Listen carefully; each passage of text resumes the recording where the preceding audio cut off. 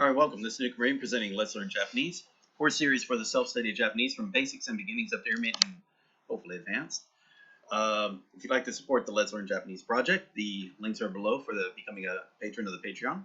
Also, if you'd like to hire me for like a tutoring session or most likely technical support, to get you started, then again, go through the Patreon below and the prices are presented there as well.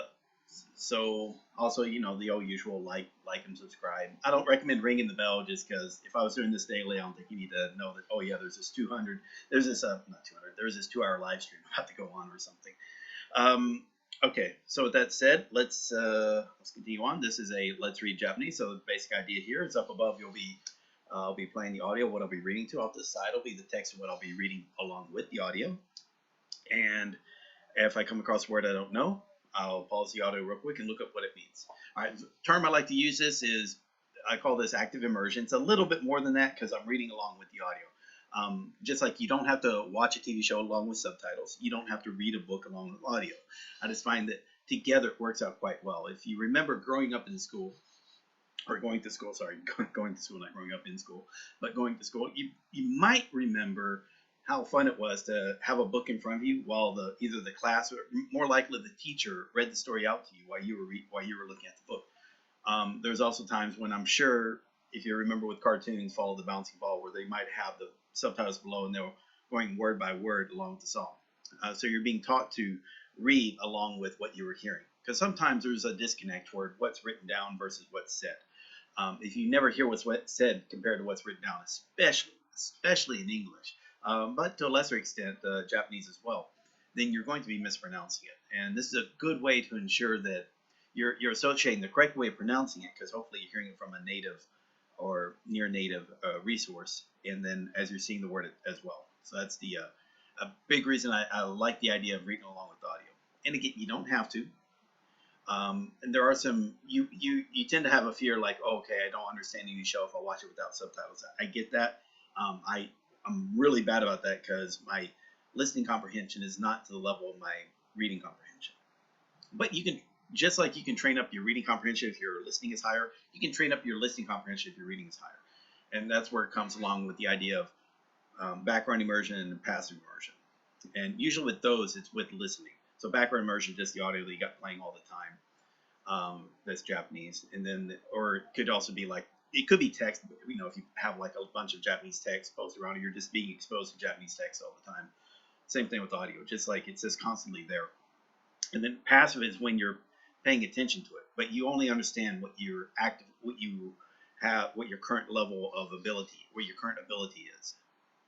So if your Japanese level is low, then the amount of comprehension you're getting from passive immersion is going to be low as well. So the amount of benefit you get from passive immersion is lower. The better your active knowledge of Japanese, and the better you get from passive immersion in the language. The background is just make sure it's present so that whenever you pay attention, it then jumps to becoming passive. Make sense? So it's making sure you don't have to think about finding something in Japanese to listen to or to read. It's just always there. And then when you do pay attention to it, there it is. And again, that's where I also mentioned is that the best things that you can put into the passive background immersion and passive immersion is stuff that you comprehend to a high level. And the stuff you comprehend to a high level happens to be usually the things that you went and did via active immersion. You went and took an effort to understand as much as possible. As much as possible. That's not saying 100%, but it's going to be closer to 100% than if you just watched a show and didn't look up anything you didn't know, compared to you watch a show and took some time to look up stuff you don't know. So the second time when you watch it, you have a higher chance of understanding the stuff you looked up.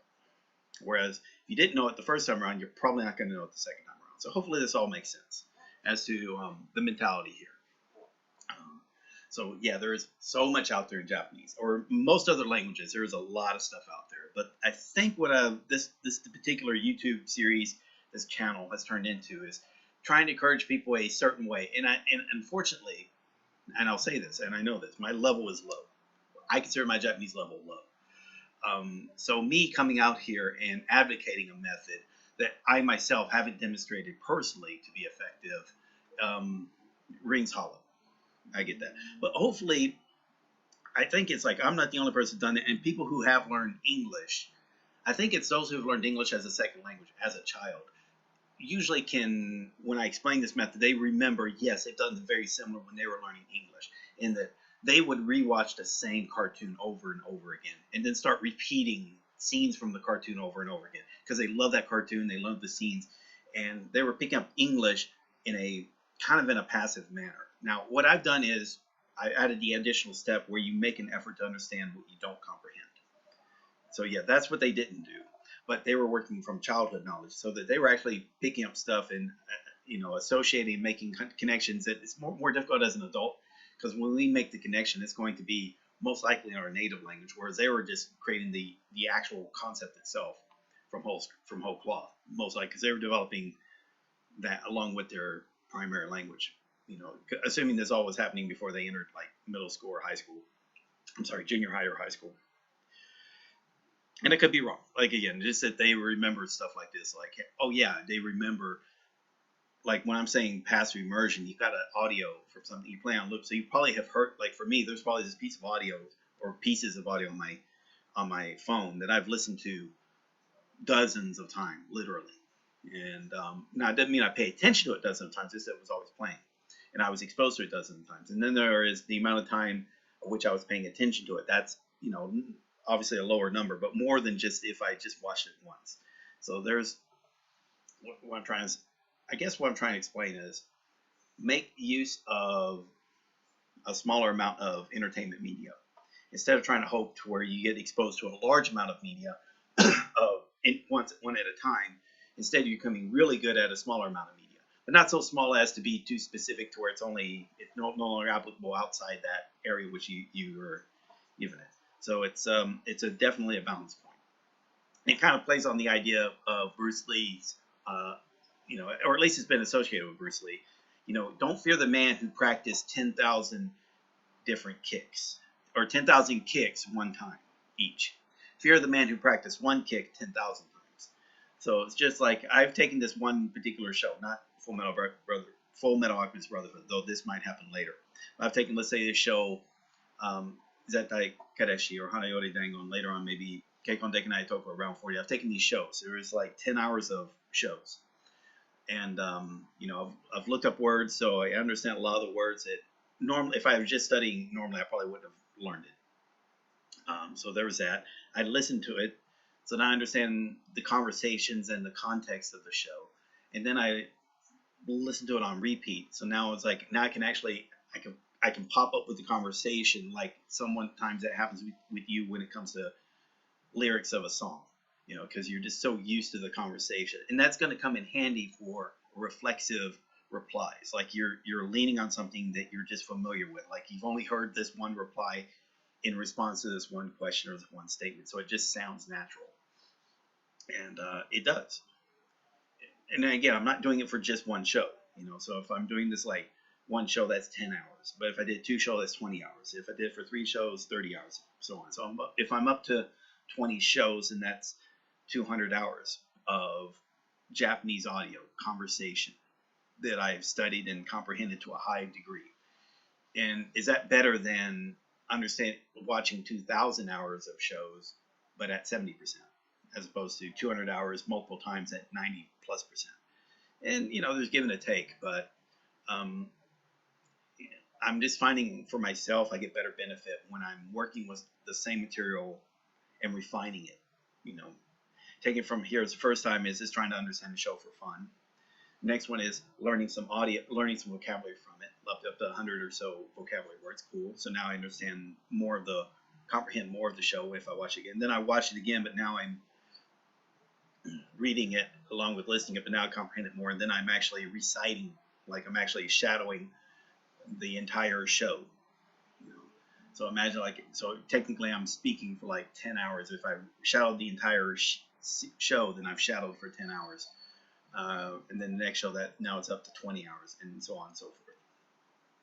Anyway, just something to consider. Let's get started.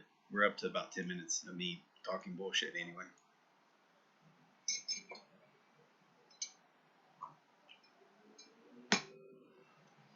Okay, so we're up to Fullmetal Alchemist Brotherhood. This is episodes 31, 32. They're kind of seeing what the conspiracy is. There is this character father who is a walking alchemist stone, or it just seems to be he is the alchemy stone. Seems like that way. And Edward and Alphonse's father seems to be very similar. Like they're almost twins, or something. There's some connection because they both look alike, but they're not the same character. And yeah, so we got that. We obviously the father character has made these homunculuses, and they seem to be aspects of his personalities. It kind of explains how you got greed, wrath, lust, envy, gluttony. You know, the 7 deadly sins. They represent these aspects of the father figure. So that could have something to do with it. And we know homunculuses are basically formed. Basically, they're printed copy. They are the modeled on a human, you know, and then that human that they were modeled on, their personality is in that homunculus. They seem to be separate, at least what we're seeing with Greed.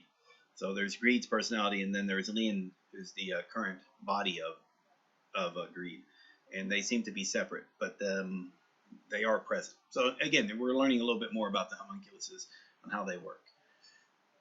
All right. So as far as I think it's fair to treat them as human characters, but they're just super powered, superhuman. But you know, again, so they can have some emotional weaknesses. So we got that. Cool. I think that's about it. And we know that right now they want the Alphonse and Edward to stay alive for some reason.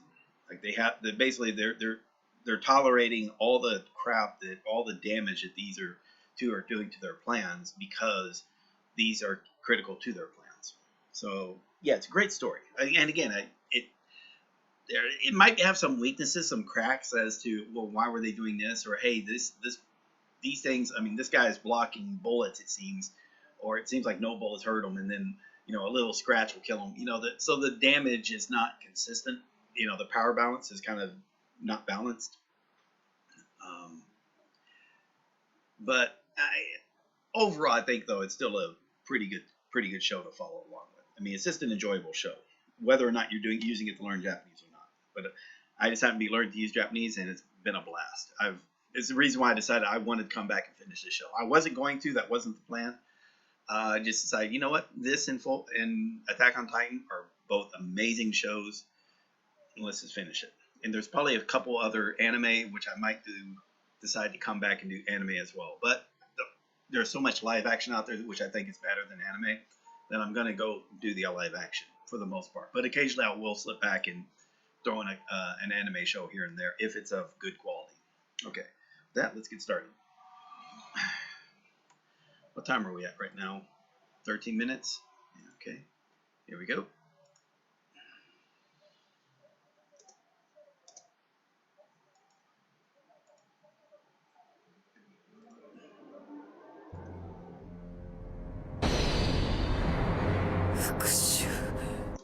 So I like that. Fukushu is like revenge. I guess vengeance makes more sense. And I'm assuming in the other variant it was in Japanese, not English. I'm assuming. I forgot. I hadn't seen the Netflix episode in a while.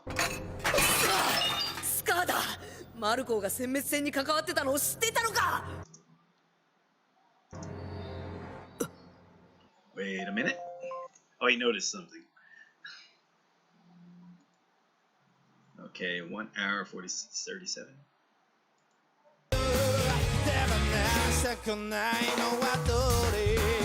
This is a good intro song. I keep saying that. But it's a good intro. Also, the video, the actual music video for this particular group in this song is pretty good as well. 新しい情報が入ったら教えるわ。大総統補佐って人質みたいなもんだろ。大丈夫かよ。前向きに考えるなら、好きあらば大総統の寝首をかけるってことよね。寝首？首をかく。大総統。ほっかね。おっかね。そうだ。大佐に伝言。スカーがまだうろついてるって。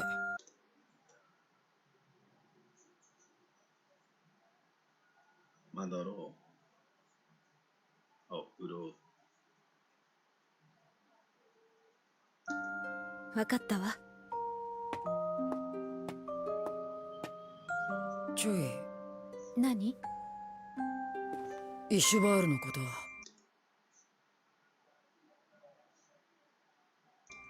教えてくれてありがとう。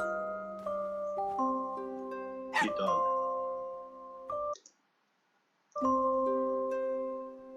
SM Sins is so it's like a $5.20 promise.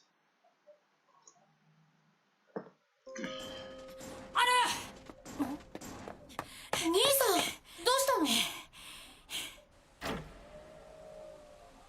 そうなんだ。イシュバールでそんなことが。俺みたいなガキに全部話してくれたよ。錬金術師は真理を追い求めるもの。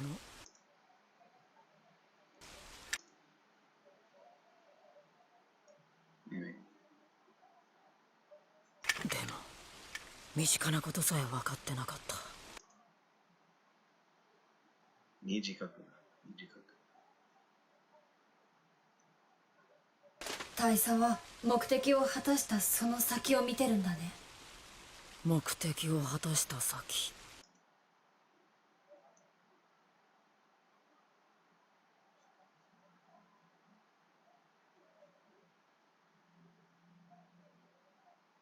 か。ある。お前元の体に戻れた後何がしたい？そうだな。まずはウィンリーのアップルパイが食べたいかな。兄さんは？元の体に戻るっつう目的でいっぱいいっぱいだったからな。とりあえずばっちゃんとか師匠に戻りましたって挨拶回りかな。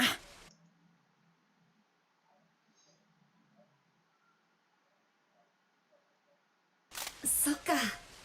お世話になりまくりだもんね。みんな笑って迎えてくれるよね。ああ。みんなの笑顔見られるよね。ああ。状況は厳しいけどなんか元気出てきた。明るい話もあるぜ。あの時俺たちの術は発動しなかった。同じ頃地上でも使えなくなってたらしいんだ。じゃああの女の子とスカーは？そうだ、連中だけが使えた。何かあるんだ、あの二人の錬金術に。僕たちの知らない何かが。はあ、まだまだどん詰まりじゃないぜ。どん詰まり？物とさい。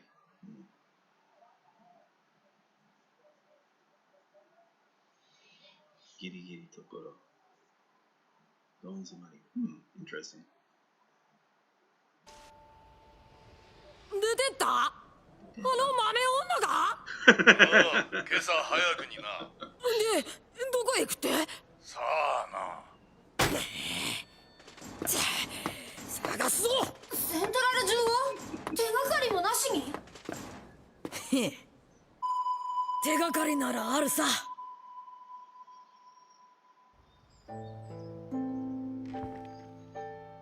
なんだこりゃ。差し入れだ。もっとこうお姉ちゃんがいっぱい載ってる雑誌とかよ。俺たちがいない間サボるんじゃねえぞ。もう行くのか？ああ、西部の名物料理でも食ってくら。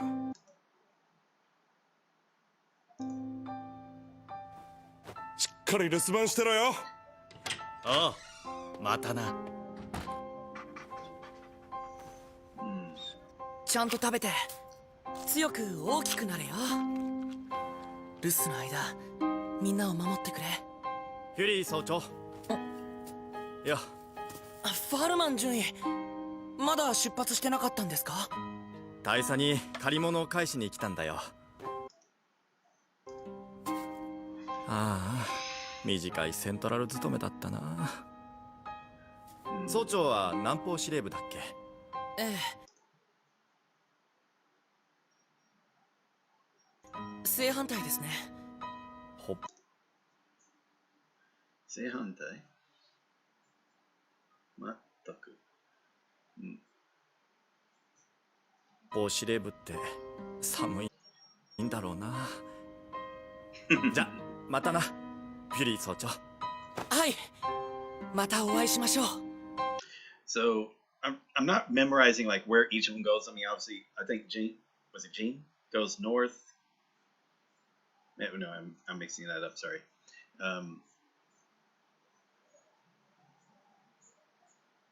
Volt. Foreman goes north. Fitty goes south. The other guy goes west. So I forgot who goes east. And then the Hawkeye, she's with the Fuhrer. So, you know, I don't think it's really important to the story as to where exactly they are. But it will play in, like, if you go to that area, expect to run into one of these characters.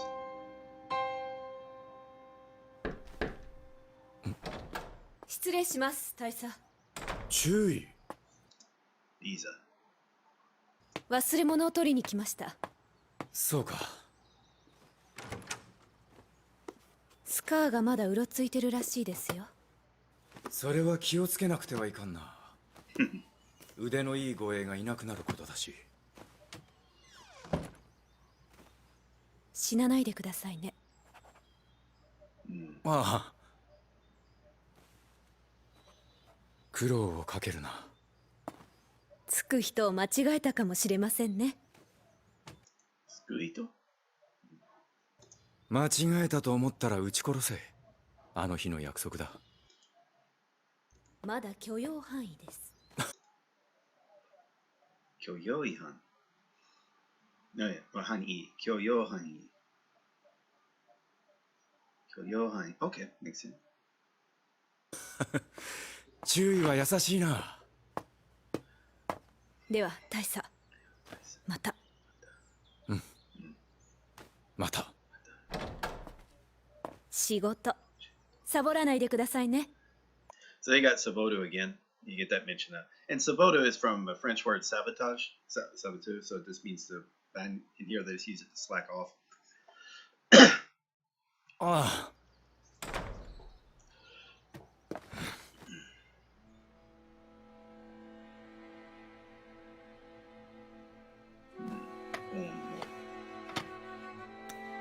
ホーム。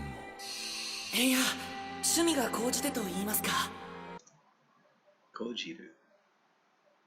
高じて。ビショップも。ビショッはっ。光栄であります。ルークも。ローマ。ナイトも。頭悪いから士官学校じゃ苦労しました。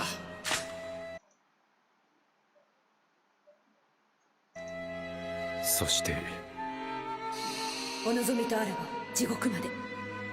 クイーンも取られた。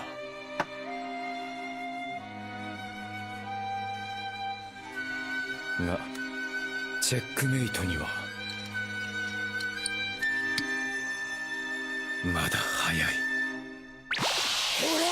こういう猫。So there's some message in that piece, okay? こいつを連れた小娘を探してるんだ。ね、すみません。あっちのエリアンは無視してください。エリアン。Okay. Okay. 外国人エリ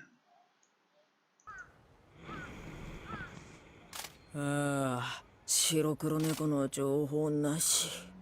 もうセントラルにはいないのかな。鋼の大佐。なるほど、真の練炭術か。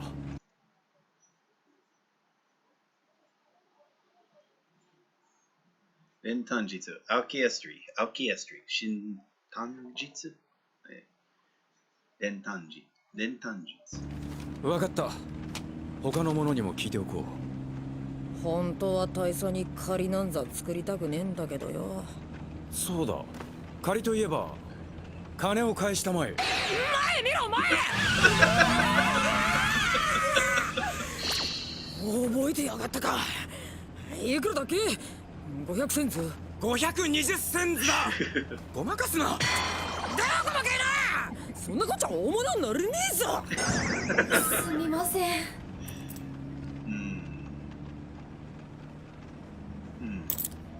やっぱまだ借りとく。大佐が大相当になったら返してやるよ。誰に聞いた。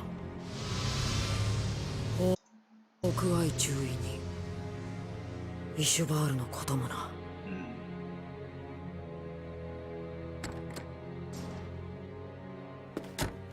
鋼の鋼の。金は貸したままにしておく。必ず返してもらうぞ。んじゃそん時はまた小銭借りるさ。民主制になったら返してやるってな。民主制。民主制。それも返したらまた借りて何か約束取り付けてやる。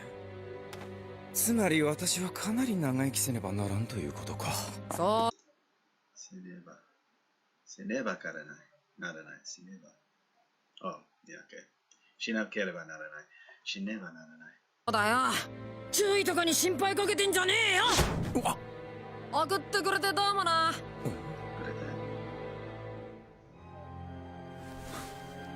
ああ、またな。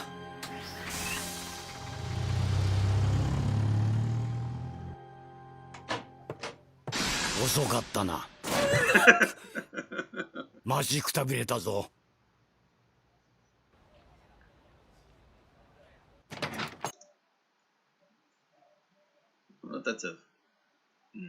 くたびれる。くたびれる。待ちくたびれたぞ。よ。あら、ロイさん。お日さん。元気そうだね、バネッサ。久しぶりだね、ロイボ。こんばんは、マダムクリスマス。元気だったかい？いやー、全然ダメ。ケーキ漬けに遊びに来た。何飲む？ケーキ漬けに。See, that's a phrase. ケーキ漬けに。病み上がりなんでね。酒はダメなんだ。特別なのを頼むよ、マダム。あいよ。グラマン閣下、セントラルのマダムクリスマスという女性からお電話です。おお。もう一般人に極秘回線を教えないでください。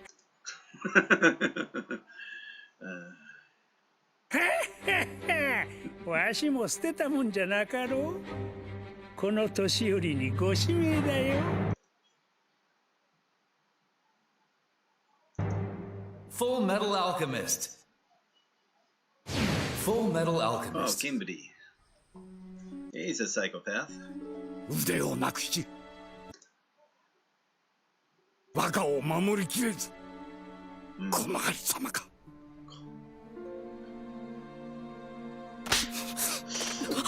おい、何すんだ。それでも八百家に選ばれし一族のものか。やめろじいさん、怪我人だぞ。やめろって。ないのか。腕ないのか。ごめんなさい、じいさま。ごめんなさい。バカ者。バカ者。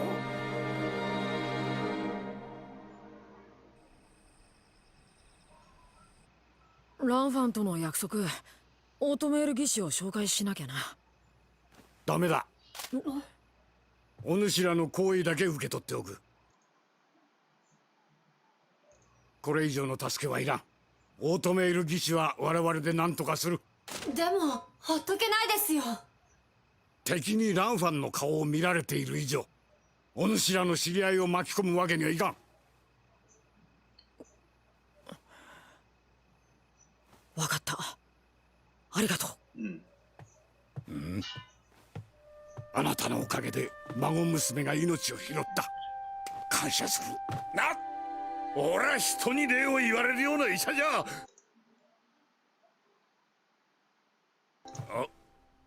ノックス先生、ありがとうございました。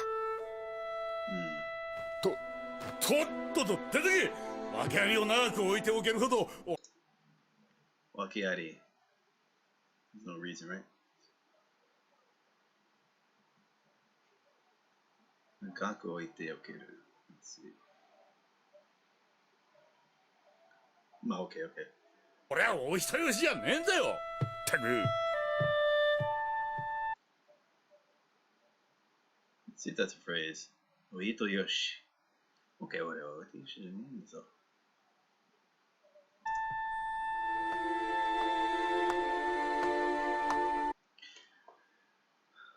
わかり。皇帝陛下の体調は悪化しているようだ。早く和歌を取り戻し、不老不死の法とともに国へ帰らねばの。行くぞ。はい。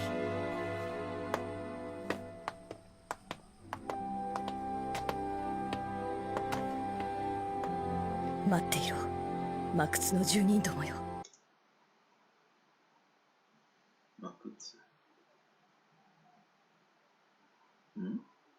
Okay. Probably describe the entire city or the government that's controlling it. Okay, so that's which what is Kutsu? Kutsu. Cavern. Okay. Yeah, that makes easy sense. Okay. Kutsu.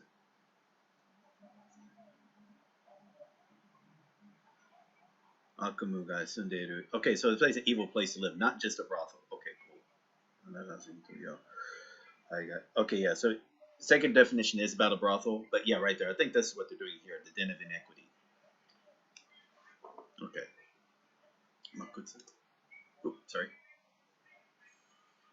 我々はまた戻ってくる。 That's why it's probably good. Be careful. You know, you might see, you probably noticed if you ever watched some of the older anime that was fan translated back then and that hadn't been retranslated, where some of the dialogue doesn't quite make sense. It's probably because they used a different definition or different meaning of a word than what would apply better to the story. Like if I don't know how they did this in the English translation, but if she referenced to a brothel as opposed to this den of evil, this you know, kind of like how Obi-Wan would describe Mos Eisley, then it. So if you've ever seen the translated version, you can tell me, but again, it just depends. Nox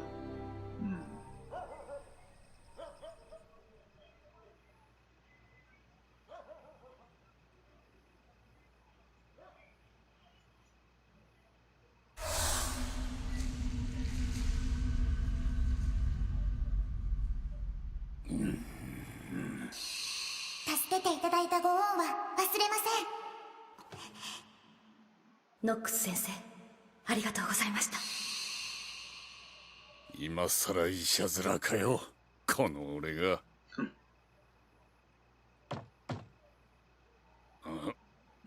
はいよ、どなた？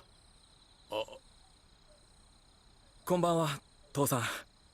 久しぶり。あなた、元気？おお。近くに寄る用事があったから。でかくなったな。お前、痩せたんじゃないか。でかくなったな。Oh, okay. でかい。はい。Sorry, I wasn't thinking でかい、sorry. あなたこそ。仕事、忙しいの？ああ、相変わらず死体の相手。ああ、いや、今週は生きた患者を2人ほど治療したな。笑えるよな、この俺が人命救助だとよ。父さん、俺医者を目指してるんだ。父さんが石バール以来ずっと苦しんできたのは知ってる。それでも父さんは医者を辞めようとはしなかった。俺は医者である父さんが好きなんだ。バカ野郎が。上がれよ。あんまりうまかねえけどよ。コーヒーでも飲んでけ。う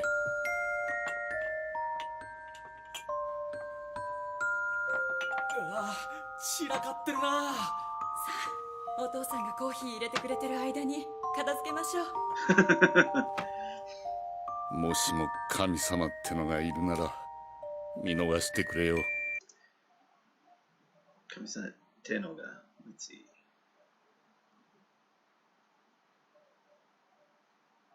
It's not 手のが。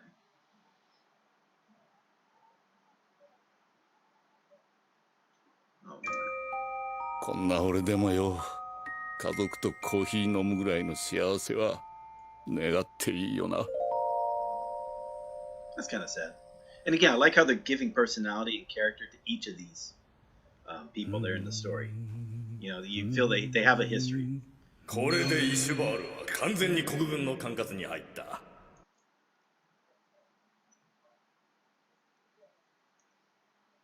ご苦労だったな、キンブリー少佐。どうだ、賢者の石は。素晴らしいです。10日交換を無視して予想以上の連戦を行いましたよ。予想以上 more than expected. Yeah, 予想以上。よろしい。詳細を文書にして提出したまえ。詳細を詳しく、OK。詳細を文書にして。石は返してもらおう。何をする、キンブリー。さて、これで賢者の石のありかを知るのはあなた方だけですね。貴様。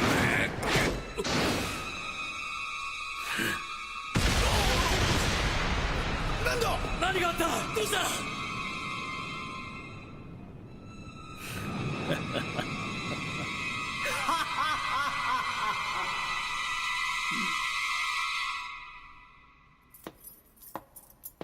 おっと。やろう、キンブリー。釈放だ。釈放だ。Should be, I'm assuming that's parole.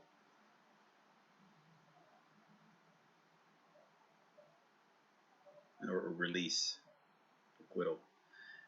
Okay, so it's acquittal or release. どういうことですか？余計なことは聞くな。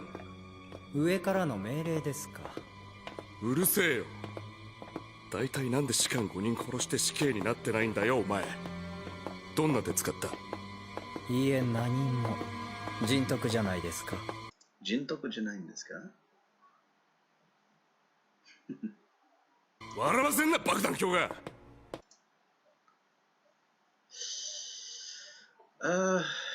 Bomb fanatic? See, that's爆弾狂。こんなイカれたやつを釈放するなんて。イカれた。こんなイカれた。イカれる。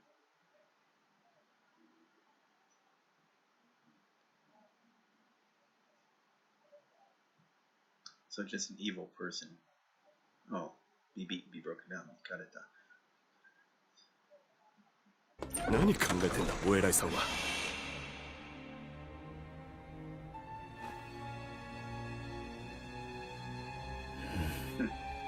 看守さん、長い間お世話になりました。もう戻ってくるなよ。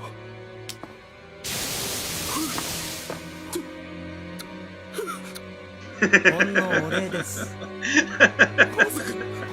ちょっと待って。やめろ。外してくれ。ケンブリー。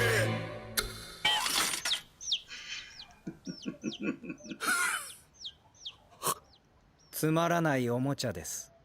お子様にでもあげてください。ではさようなら。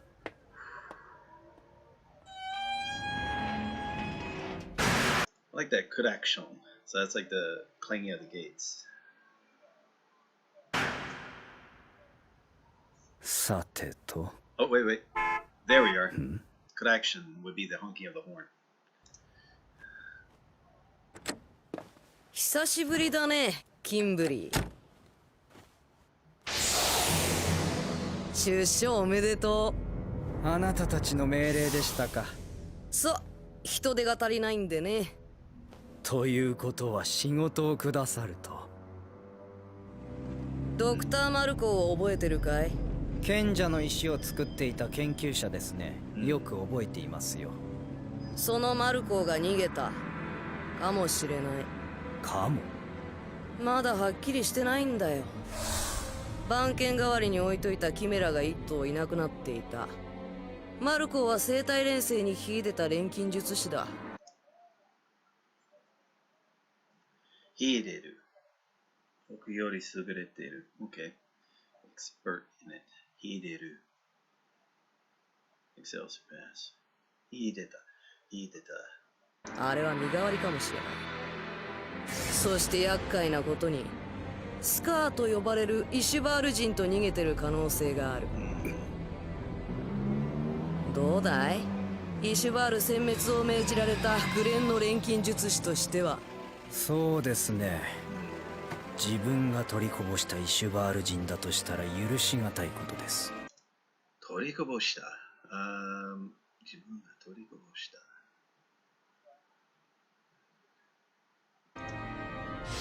スカーは見つけたら殺していい。だけどマルコは連れてこい。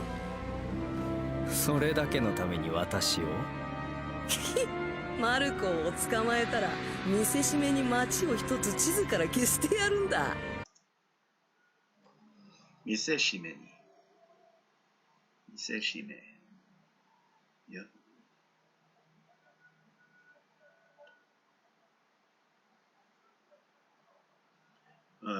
Okay, show your evil intent. Choose a lesson. 見せしめに。見せしめに。いい仕事だろう。えげつないことしますね。えがつない。旅を過ごして、I don't know what that is. 予言する様。Was that the...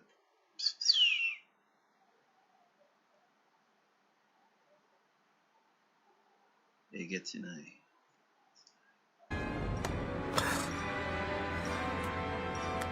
久しぶりに使えますね。町一つ消すんならそれじゃ足りないかもよ。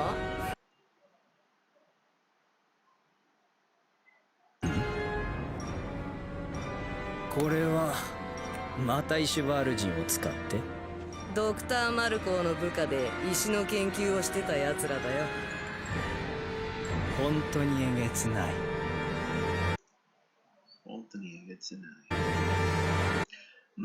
See that word again. I know it's like saying he's very vicious, cruel, and vile. えげつない。Well, no, there's nothing for えげつ。There's no kanji for it either. Okay. なぜ私を逃がした？私は。Also, what I like is how Envy really immediately noticed that there was something up with the escape. He wasn't taking it as given. That's kind of smart. I like that. And they weren't trying to drag it out either. They were just, this previous episode looked like he got killed. This episode, no, he was helped escape, and they set it up, and the setup didn't work too long. So I like, again, they're pretty good about this. You don't feel like they're dragging out stuff like you see sometimes in some anime. It's like, okay, you kind of know where this is going, and they're still dragging it out. 貴様にはまだ聞かねばならんことがある。キンブリーという錬金術師のこと、それと兄が残した研究所に俺では理解できん部分があった。研究所？兄は死ぬ前にこの国の錬金術はおかしいと言っていた。そのことが書かれているはずだ。貴様はやり手の錬金術師。やり手。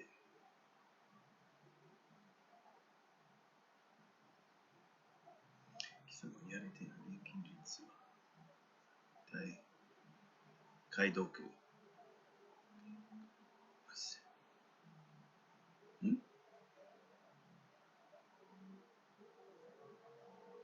Research, right?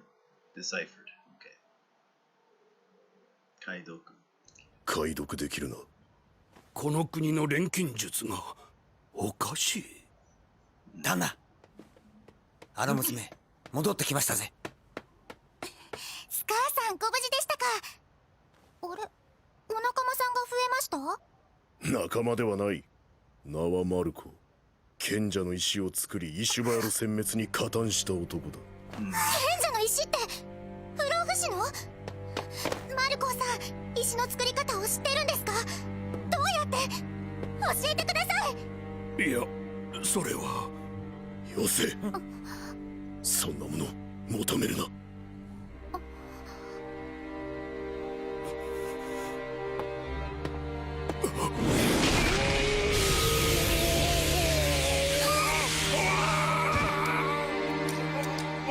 顔の表面だけ破壊した。こいつの血を止めてやってくれ。顔は本人だと分からぬくらい崩れていた方が都合がいい。出発するぞ。どちらへ？俺が兄から受け継いだ研究所を隠した場所。北だ。We're going north. Cool. 2348.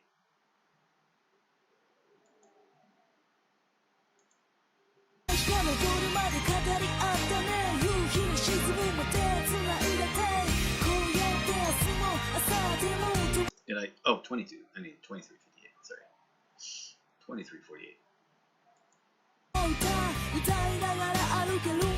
I kind of like the ending here, and that it's showing what Winley's like basically it's telling what Winley's doing outside the story. So it's although it's the ending credits, so they repeat it quite a few times, but it's still cool. And they do kind of show a brief bit of the other two ladies that are was it Ramfan? I can't remember the lady who cut off her own arm, and then the little girl Mai. I'm kind of bad because I'm not even memorizing their names too well, so I feel bad about that. So.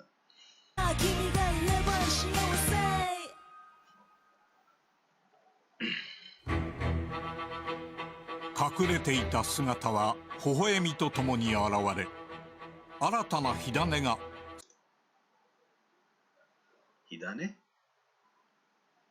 錯綜するセントラルに降りかかる。錯綜。火種が錯綜する。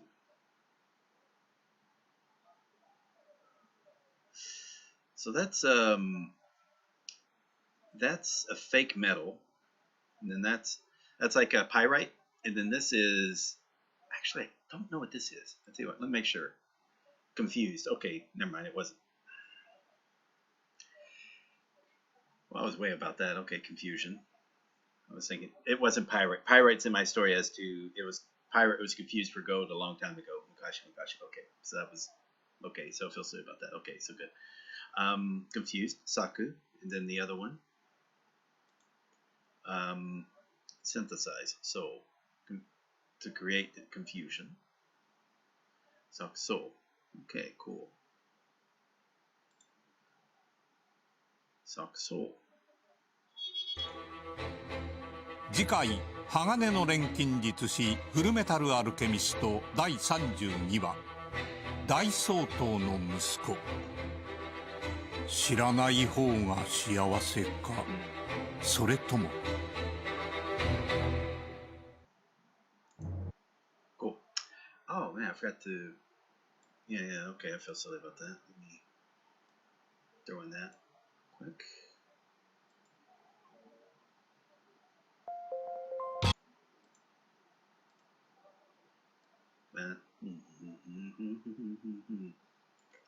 So it's actually kind of cool. Again, it was a very slow story.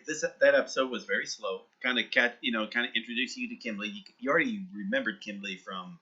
He's the one who killed Scar's brother and family, really, and probably killed a lot of Ishvaelians. Ishvael. It's kind of weird that he would stay in prison, like purposely stay in prison that long when he could have escaped easily. I think, it's kind of weird that he got captured. Part of it is maybe it's like he wanted to be captured. Like he sees something like maybe he sees more to the story than we know. Because he's definitely powerful. If he's had it for that many years, and just in fact, remember he could have escaped in he was a character in the first episode when the guy who could do ice I forgot the character's name, but he was the one who wanted to kill the not Daitorio, Daisoto. Yeah, King Bradley. He was the one who wanted to kill King Bradley. So when he escaped, Kimberly was in the cell next to him, and he was like, "Nah, I'm okay. I'm good." Yeah, again, it's really not too much. You got to see Roy has a contact that's also getting in contact with the one of the older generals in the command structure. So there's that. So that's going to come into play. Yeah, again, they're kind of mentioning about all four of his all five of his team are being spread out. So he's basically they're all hostages. Like if he doesn't behave, they all die. That's basically how it's being set up. So the central command wants him alive but under control. So that's kind of cool. And so again, similar to like the Elric brothers, like they want them under control, alive and under control. Even though they know that okay, these guys are dangerous, so they kind of know what the plan is. Let's see, Rhino. Weren't Kimberly's hands binded to prevent him from doing alchemy? And if so, then having the stone wouldn't matter. So maybe he really was trapped. I don't think so. Maybe, but something tells me a guy like Kimberly probably could have done something different. The fact that he had access. I don't think if you got that stone, you already saw like you probably don't have to do the whole connection, make the transmutation circle, among other things. So. Yeah, when you've got access to that, you've got access to a whole lot of power. And maybe he really was trapped. Maybe. I don't know. I think he could have escaped. He was waiting. He was biding his time for something. He knew something else was going on other than just a very simple power grab by the command. So, because you saw it, like he had no problem killing the people who made it or knew that he actually still had the crystal. So, yeah, except, and he didn't seem surprised when it was Envy that released him. So, again, and maybe I'm wrong. Maybe it is his hands were bound. And he literally was captive. So that could be the case as well. I don't know. I have my doubts. That would make him more dangerous if he was doing this willingly. Like you realize he's patient. He's probably going to be patient. He's insane. He's a murderous psychopath. But I get the feeling he's patient and smart as well, which is a dangerous combination. All right, so this is episode 32. Let's see, we're about 52. So that's about 40 minutes. You notice also I didn't pause all that much.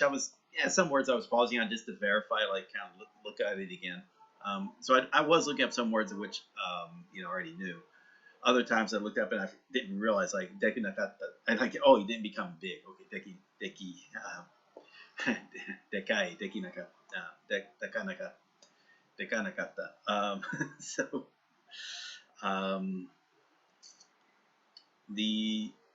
but yeah, that was actually fairly straightforward. It wasn't too difficult to follow along with.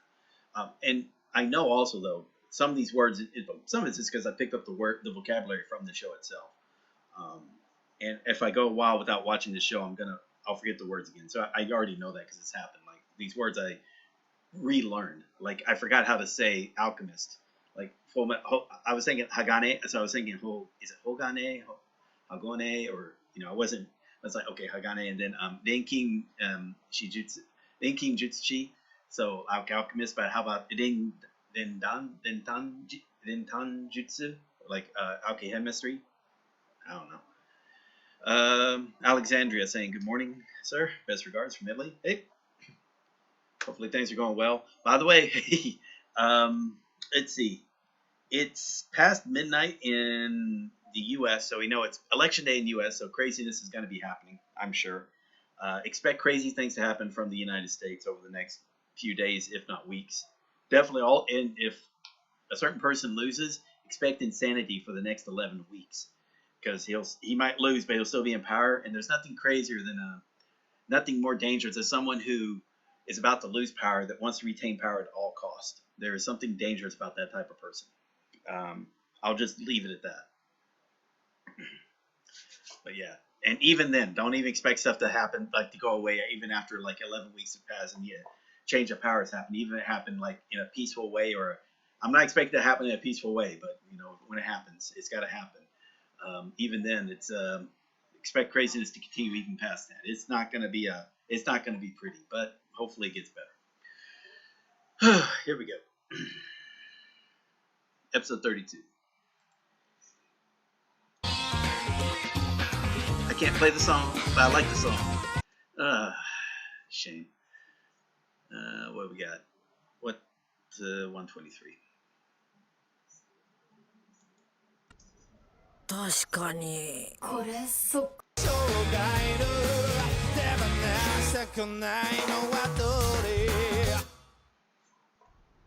確かにこれそっくりだけどああ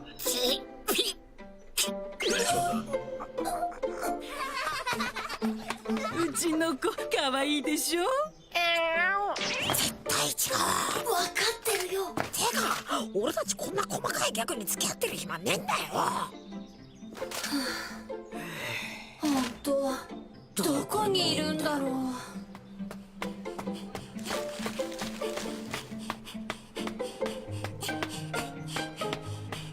She kind of stands out.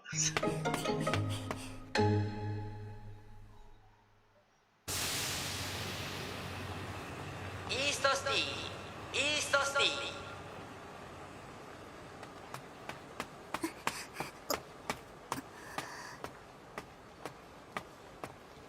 スカーの新しい情報だ。まだ逃げてるのかあいつ。しぶといやつだな。しぶとい。我慢強く。うん。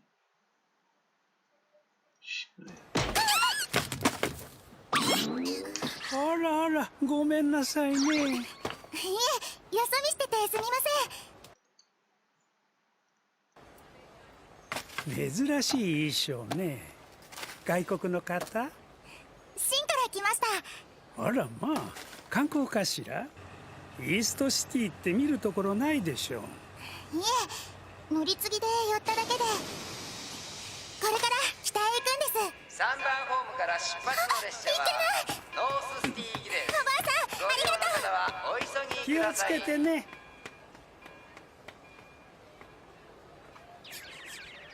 ん？変わった猫ちゃんね。I'm thinking of Kasefu no Mitazora. I think it was Mitazora. So it's like a show that's like a parody of an older show or a show from 10 years ago called Kasefu no Mita. But it's, I think it's one of the guys from SMAP, the band SMAP, or it used to be SMAP because they broke up, or the band disbanded after they got too old. I think it's one of the characters from, but he's dressed as a female. Kind of reminds me of the old lady there.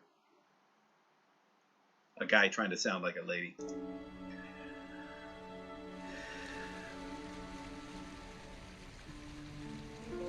Kawata neko-chan ne.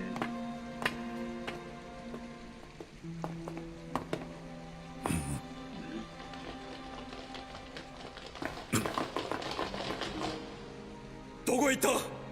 確かに足音は聞こえたのですが。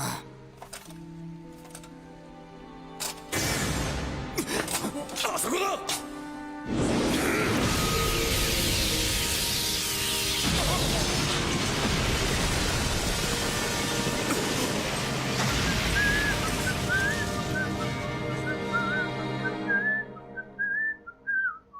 黒髪の中年男と一緒にいたのですね。はい、そう報告を受けています。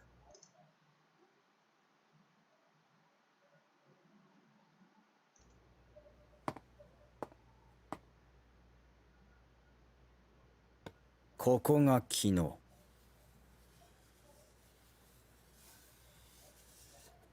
西ですか。こちらは重軽傷者数名を出しました。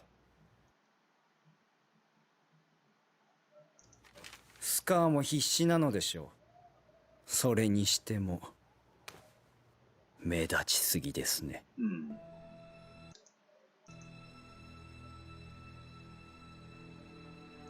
Again, I can't remember if in the like I'm wondering if like they had two variants. Like one is they're showing it in English and the other would have been in Japanese. I'm not quite sure.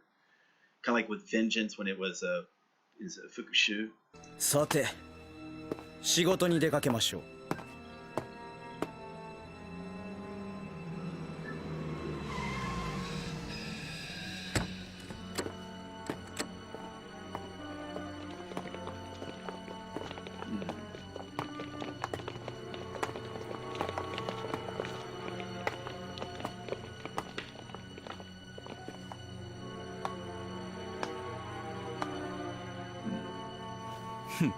まあいいでしょう。私には関係ない。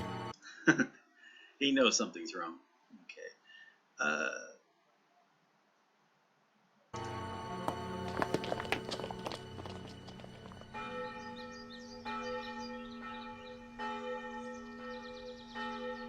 Was that Soshiki? I know it's funeral rites. Soshiki. I think お it's 葬式ですのね。 Soshikiですね。And that's a Rofujin? Rofujin. はあ、そのようですが。嫌なものよね。この年になるといつ自分がああなるのかばかり考えてしまう。何をおっしゃいますか、ご婦人。見たところまだお若い。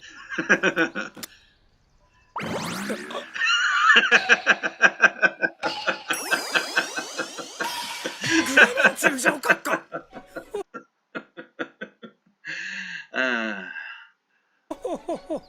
待ち合わせはヒューズ准将のお墓の前でしたわよね。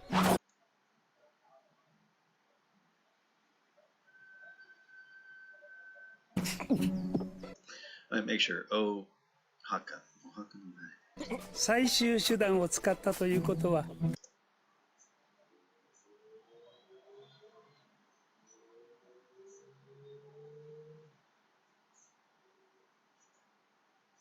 ただごとではないと思ってね。念には念を入れ変装してきたのよね。That's a good one. Nen ni wa nen o ire. So at the, it's like just to be certain. I believe that's what that is. To make sure it's gonna be nen ni wa. It's like kind of like nen no tame ni. Nen ni wa nen o ire. And so. いや、さすが変人と名高いグラマン閣下。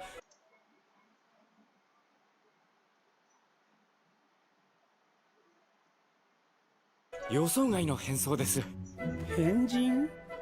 褒め言葉として受け取っておきましょ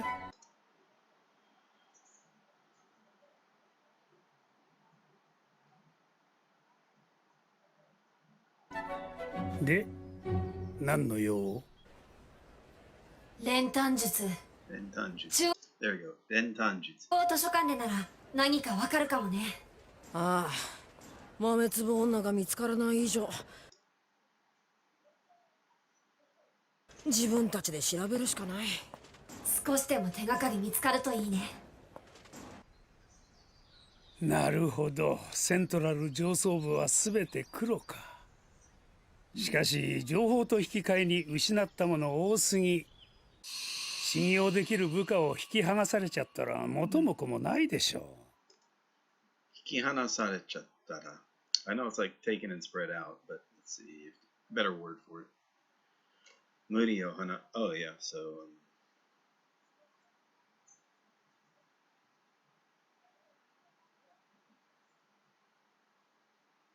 So は、返す言葉もありません。レイブンまでもか。少し昔わしがセントラルにいた頃にね、レイブンに聞かれたよ。完全なる不死の軍団に興味はないかとな。不死の軍団。Undying Army。不死の軍団。ホムンクルスのことか。不死などくだらんと一周してやった。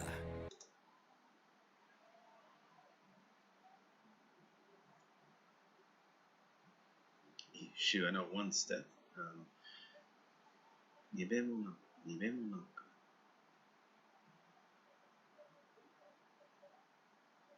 Karuku shogu. With a weak wind. Flat rejection. Okay, probably that one there. It's better. Yushushita. そしたらその後すぐわし東方司令部に飛ばされちゃった。 There we go. So there's the where the conspiracy is happening. The top ranks are being given being bribed with the idea of eternal, like basically, immortality. Okay, that can make sense. 左遷ですか。 And if you don't agree with it, if you don't sound like you like the idea, then they're just gonna not kill you, but they're gonna basically push you out of the central command and into basically hey, you get to work somewhere where you're not going to cause any problems. おかげでごたごたとうるさい東部問題の尻拭いをし続ける羽目になったよ。 All right, and sorry about this. Let me just go into a little. This one of the dangers is kind of like the Romans, even the Romans saw, like they had rules about how the commanders of the armies can't bring their armies into Rome proper. They were supposed to station their garrisons outside. Is this because being in control of an army brings with it great power? Because you start getting, you yourself as a person are not that powerful, but if you get a person who also has 3 lieutenants that all follow him without question, now all of a sudden you got the power of 4 people with the head of 1. And then if each of those lieutenants are able to gather and have full trust of 3 or more, now all of a sudden it's a body of 12 people. And if that's your command structure, then they could be so you don't have to have everyone have blind loyalty, just enough toward each individual, and then it all adds up to basically an army that is controlled without question by a leader. And then that leader becomes very powerful. And the Romans saw this, and most countries, mostly nations see this and understand this idea. Now, what they tried to do now is like you always make sure you don't have a person in command in one spot for a long time. You always want to have them move around. So the idea is like you're a leader, but you can lead anything. But you're not a leader as opposed to where all of a sudden you're embedded, and then where you're only powerful as long as you're in that one spot. You want to be able to you're powerful in any spot, but you're not able to then. But again, the group you're looking at is like, okay, you've been assigned leadership by the grace of the country, as opposed to your leadership because of the grace of your own actions. Although of what that group have personally seen and experienced type thing. There's good and bad to it, but what it makes sure is like you don't have similar to what you would have in, let's say, the Civil War, where again you kind of hear the stories of the generals, not necessarily the politicians or the mayors or governors that are in control. You may not hear about. So, and again, I'm not a good person to say this because I don't look at the history of stuff like that, but I'm sure if you talk to people, historians, you can see that there is like again, it becomes kind of like a self-contained government of sorts when you can have a person who's a general in charge of in control of an army, and then how do you if you can't really you don't want to defeat the whole army because that's a great amount of power. You want to have access to your country. So what you do is you got to get rid of the general if it turns out the general's turning against you. But how do you get rid of the general when you got to go through the army? So that makes it, again, this makes this a very complicated process where you need to very complicated process. Sorry. All right. Also, let me just say that what you also want to make sure is to avoid corruption. This one of the other reasons is not only do you want to have a leader who's skilled and can lead any type of group. You can take this person, put them in charge of any battalion, and then this battalion will still be functioning to a high level degree because it has high level leadership. No matter who is leading it, you want that. At the same time, you want to make sure it's at a time to where the unit is familiar with that leader. Cool. Now comes corruption, where, and this doesn't be at leadership level. Let's say this at the low level, where if you have someone who's in, let's say, supply, and they're corrupt, so they basically skin money off the top, skin supplies off the top, sell it on the black markets. Hence basic corruption, basic level corruption. Or if you're in let's say in the city hall, and you're basically selling votes or access. Again, basic level corruption.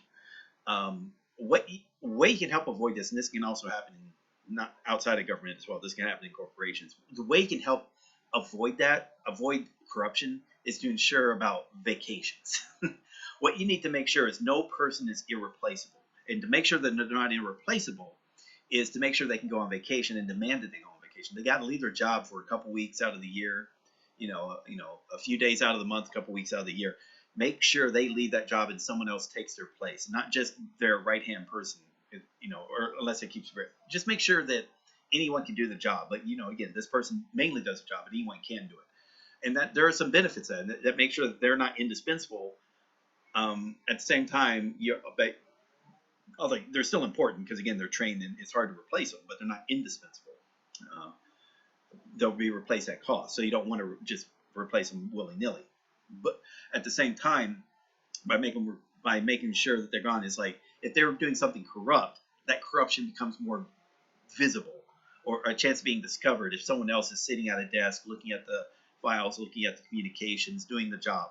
Like all of a sudden they may notice something's not right. Like, hey, something's being stored and it's not on the record. That's a good way in which can help combat corruption. And again, once corruption happens, it's hard to get rid of it. Because usually if someone's corrupt, and the reason why they're able to stay there is because they've corrupted others. So I'm sure there's some other ways to go about it as well. But yeah. But what's happening here is definitely corruption. All the people who are in Central Command probably are staying there for many, many years. So they're embedded. And they want to get rid of anyone who's not. So that there's no rotation going on.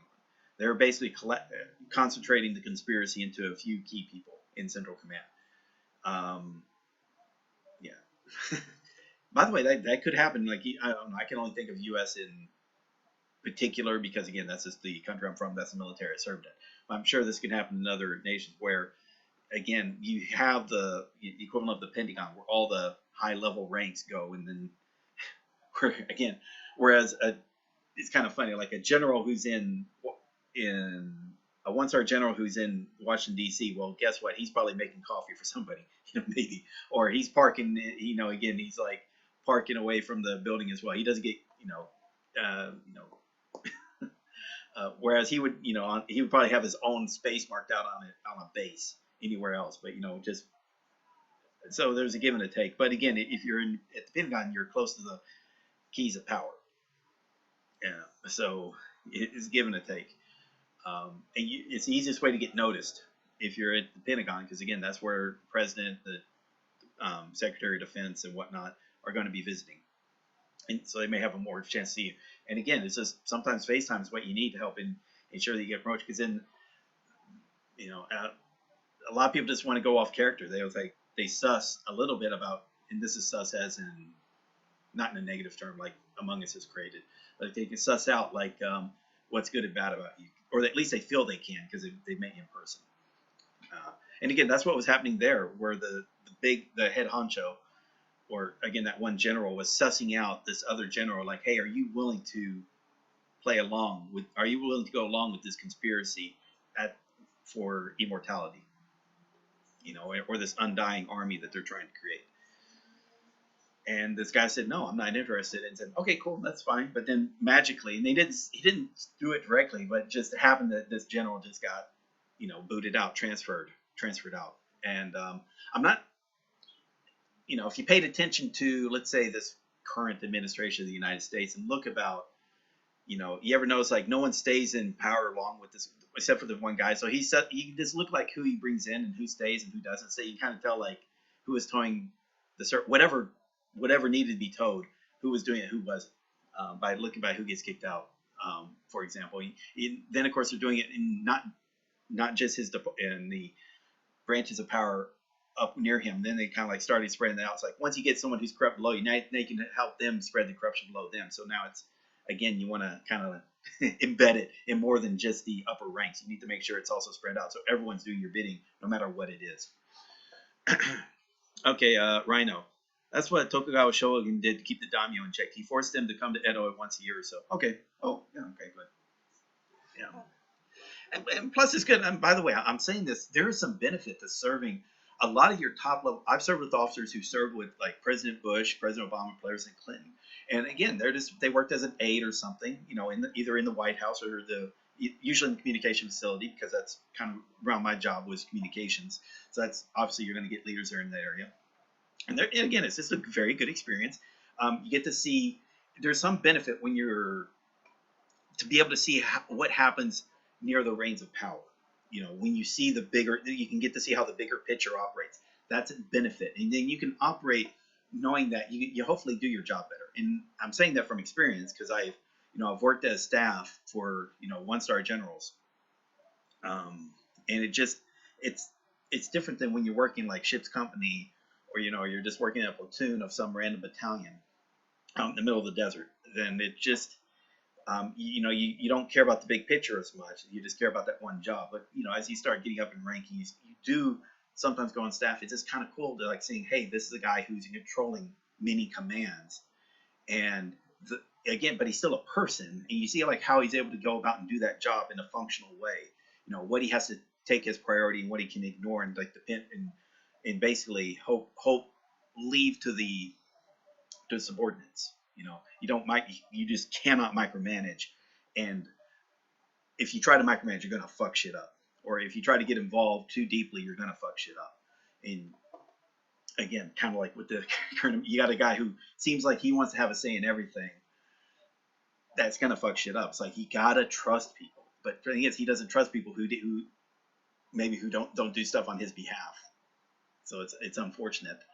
But yeah, as a good leader, you just have to try, promote those that are quality or doing the job, even if they're not like your friend. They're not like going to do everything you say, but they're going to do the job correctly.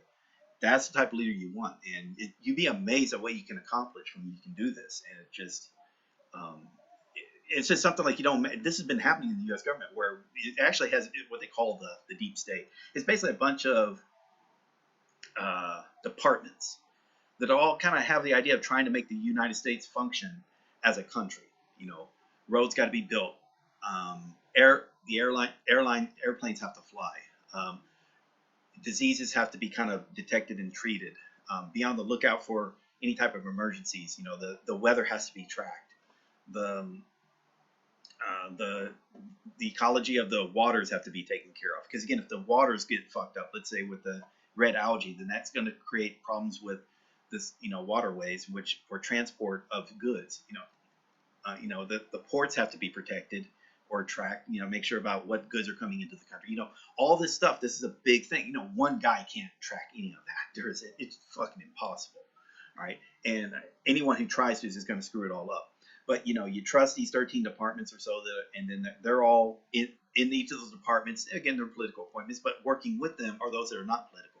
They're there because they've shown, again, it's just here's a job you signed up for, you worked for a number of years, and it's basically very spelled out very clearly, how you can, do the job and how you can get promoted as well. It's not very complicated. Yeah, it's just, if done right, but we just realized we've seen this where with corruption, you can then screw that up very easily as well. Corruption, with the ports where you just bribe a person, let anything come in. You can corruption with the mail. You just bribe someone to make sure everything is shut down. It doesn't take much. You don't need that many people to, destroy a system. It's easier to destroy something than create it. I guess to put it more clearly. And I am talking way too much about this, so let me get back into the story. I apologize. But again, this is a damn good show because at least to me, because I like how it just makes my own personal experiences that I had, or I'm seeing, just by looking at the evening news, it just come up and it's like, oh wow, yeah. I mean, it feels like reality, even though it's in this fantasy world. All right, let's go on. ごたごたといえば、ディオールの暴動を。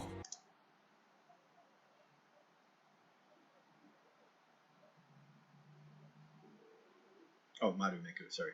Whoa. Shirinugui.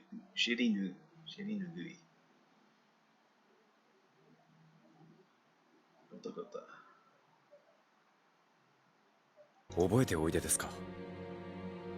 レト教のエセ教師の陰謀が鋼の錬金術師によって暴かれた事件です。ああ、覚えとるよ。リオールは大混乱に陥りましたが、初期の段階で東方軍が迅速に行動して暴動を抑えることができました。がセントラル軍が出張ってきて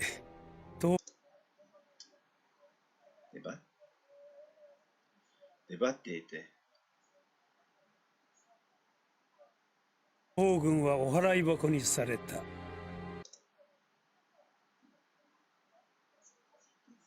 お払い箱 Interesting だったっけな。ええ。リオールの治安が急激に悪化したのはセントラル軍が入ってきてからです。セントラルのやつらなんか企んでるよね。ああ、やだやだ。わしの引退まで平穏無事でいてくれんもんかの。またまたご冗談を。グラマン閣下ともあろうお方が地方の長で満足する気など。地方の長で Let's see if that's a full phrase.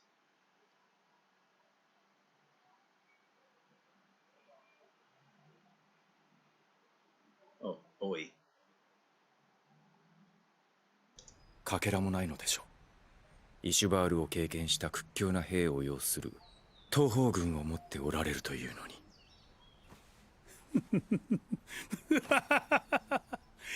極秘連絡用メモを使うのは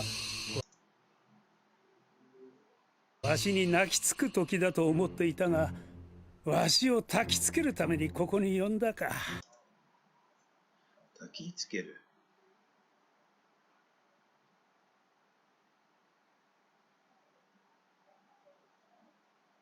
Start a flame, start a fire. Kindle. Okay. やれやれ。セントラルが面白いことになってきたおかげで消えかかっていた野望の火種が。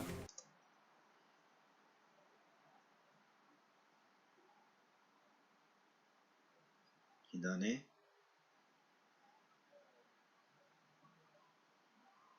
Kindling, right?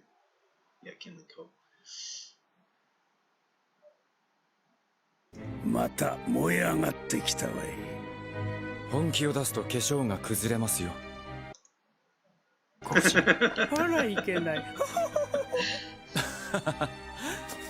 この後お暇ですか？よろしければどこかでお茶でも。まあごめんなさいね。お誘いは嬉しいけど。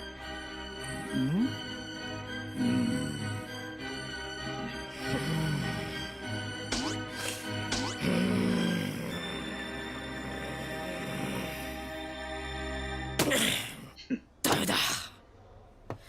なんでこんなに連遁術の記述が少ねえんだよ。そう、真にわたって本場も学ぶか。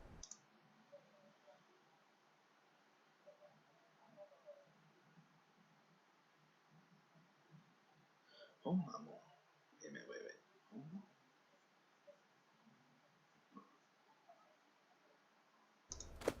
いや、しかしオートメールであの砂漠声は。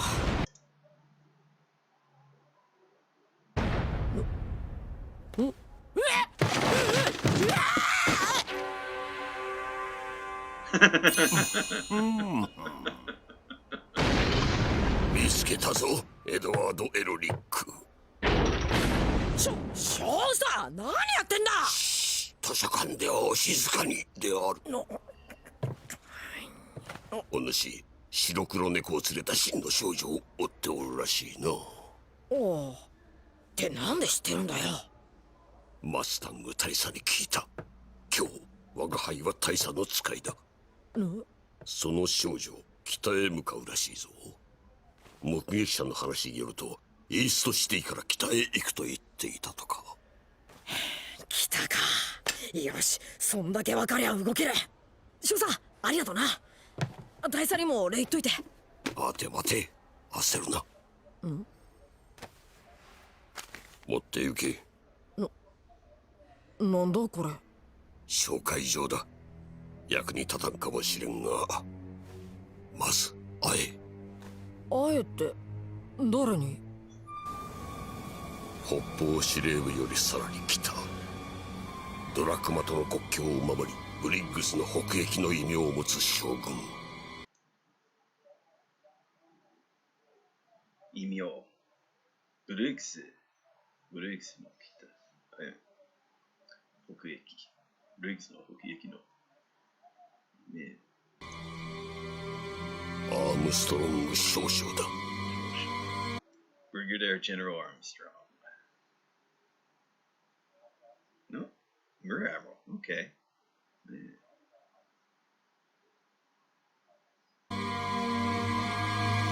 Even okay.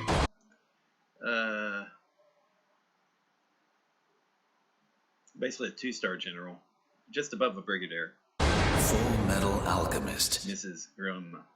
Fullmetal Alchemist. Bradley. Aww.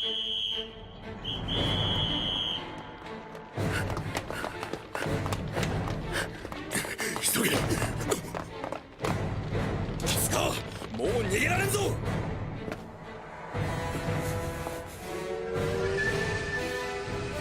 By the way, watching this, you kind of know that who the guy in the cloak is. It was kind of obvious. .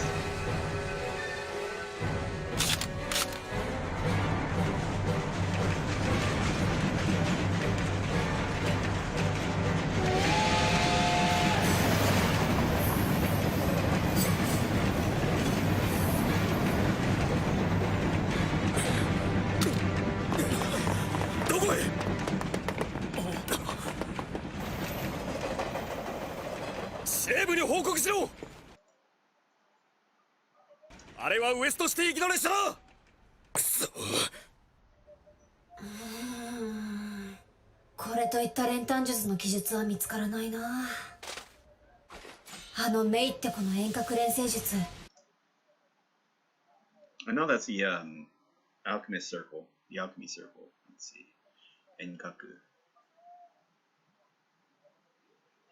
So it's far away. Tokue. So I'm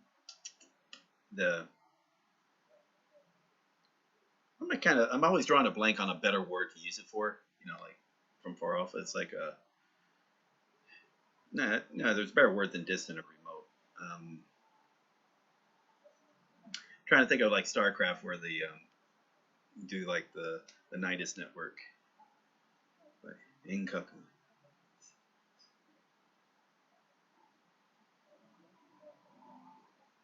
すごかったな。あれ使えたらいいな。ノックス先生のところにいるときにもっと聞いておけばよかった。リンは医学に特化した技術って言ってたけど。特化した。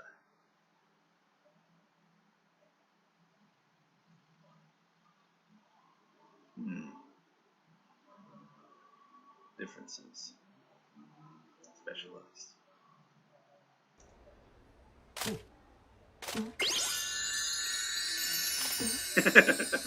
錬金術師さんの兄弟の大きい鎧さんですか？そうだけど。すごい。どうも。っていうか図書館ではお静かに。あ、すみません。何の勉強してるんですか？練炭術だよ。練炭術？真の国の錬金術。へえ、真の国の。でもエルリック兄弟はこの錬金術先進国のアメストリスで国家資格を取れるほどの腕利きなんでしょ？それがなんで他国のマイナーな錬金術を調べてるんですか？マイナー？マイナー？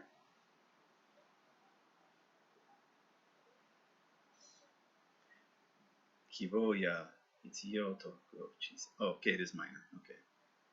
Obscure. Obscure minor. 僕の体を取り戻すとか、ホムンクルスに対抗する方法を探ってる。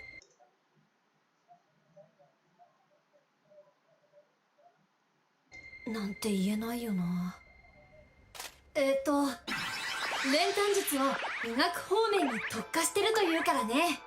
人の命を救う技術として新かな可能性がないか研究してるのさ。うわー、さすが噂のエルリック兄弟だ。アルフォンス、支度しろ、行くぞ。兄さん、図書館ではお静かに。で、どこ行くって？詳しい話は歩きながら説明する。とにかく出発だ。ホテルの荷物をまとめろ。どこのガキだ？鎧さんのお兄さんってことは国家錬金術師のエドワードさん。おう。うわー、噂通りちっちゃい錬金術師だ。お前もう一回言ってみろ。もう一回言ってみろ。飛ぶよ、かよ。手当たりとく。Oh, I know it's like Neptune's. うわー、噂通り小さいって言ったらブチ切れるんだ。セリム様から離れろ。撃っちゃダメですよ。もしかしてセリム・ブラッドレー？大総統の息子の？はい、そうです。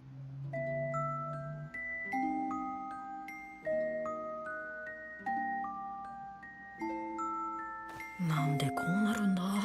俺たち北に行くはずだろう。そんなこと言われても。ごめんなさいね。この子ずっとエドワードさんに憧れてて。憧れ？セリム君は錬金術が好きなの？はい、僕も錬金術を習ってエドワードさんみたいな国家錬金術師になるのが夢です。俺に憧れて。そしてお父さんの役に立ちたいんです。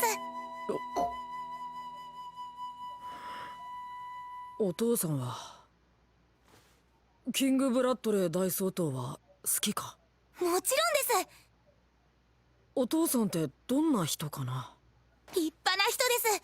普通の人なら音を上げてしまうような激務にも耐え。目を上げて。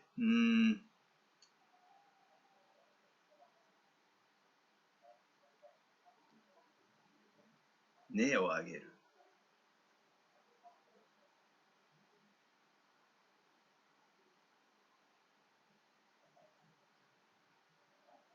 激務。毎日国民のことだけを考えて行動しています。そうなんだ。大総統は毎日忙しそうだものね。そうなのよ。あの人まだ現役で。現役で。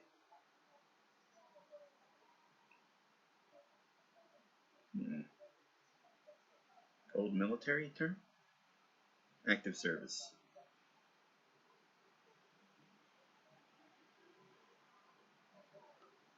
現役で。バリバリ働くつもりなの。もういい年なんだから休めばいいのに。昔から仕事一辺倒の人でね。一辺倒。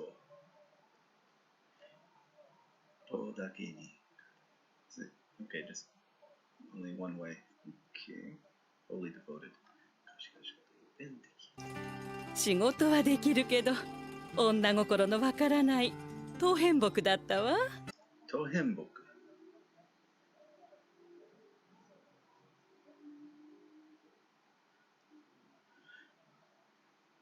当変木。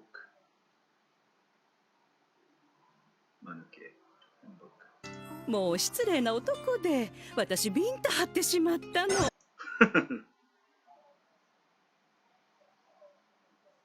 ビンタ他人のOh, okay, I had to slap.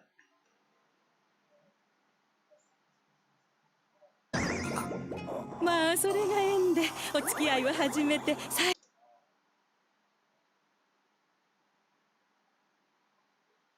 初のデートがこれまたあらいけないのろけ話になってしまったわね。のろけ話。I think it's like speaking freely. Let's see. Speak funnily. Oh. ね。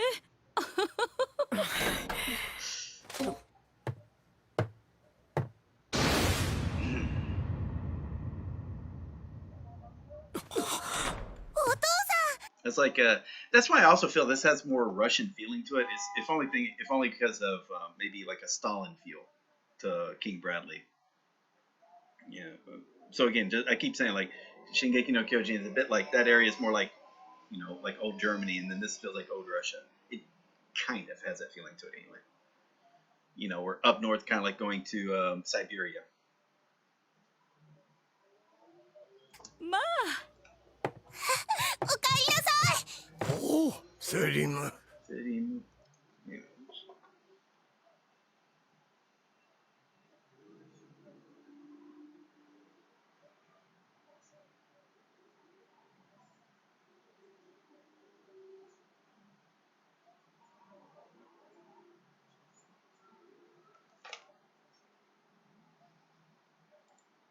どうしたんですの？珍しく時間が空いたのでお前たちの顔を見にな。すると鋼の錬金術師君が来ていると聞いてね。どうも。お久しぶりです。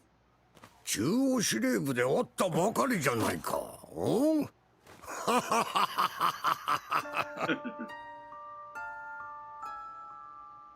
そうか、図書館で出会ったのか。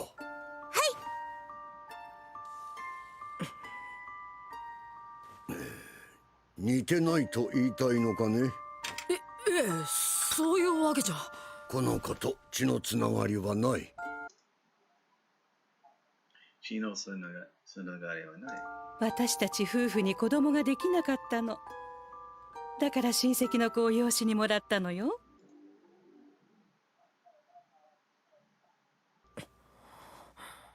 That is it's Yoshi.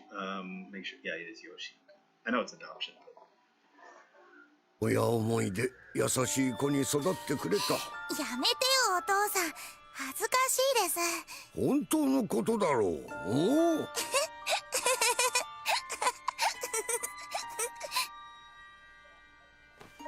何かね。いえ、いつも司令部にいらっしゃる姿しか見ていないので、やっぱりほらねえ、イメージのギャップってやつですよ。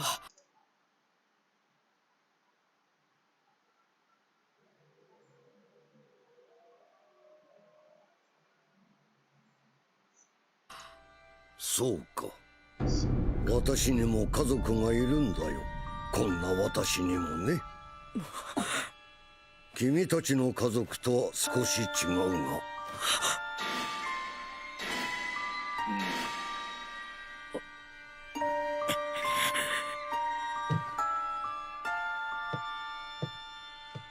お父さん、もう行っちゃうんですか？おう、そろそろ公務に戻る時間だ。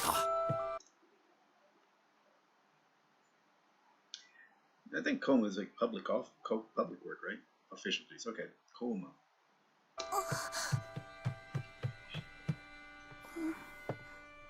ゆっくりしていってくれたまえ。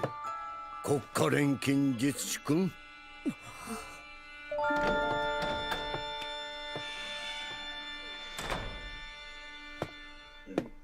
行くぞ。行くぞ。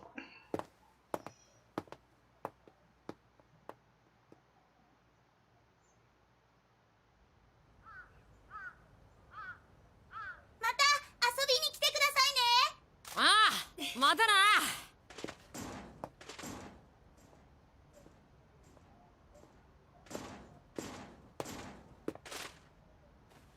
奥さんも息子さんも大総統がホムンクルスだってこと。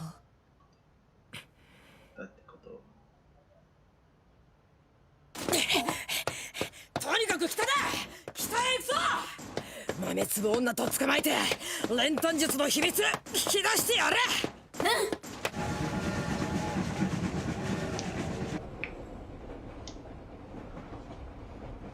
朝には着く。眠っておけ。うん。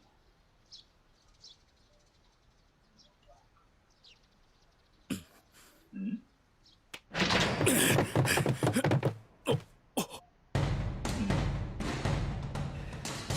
そう、まんまと逃げおせましたか。まんまと。非常に。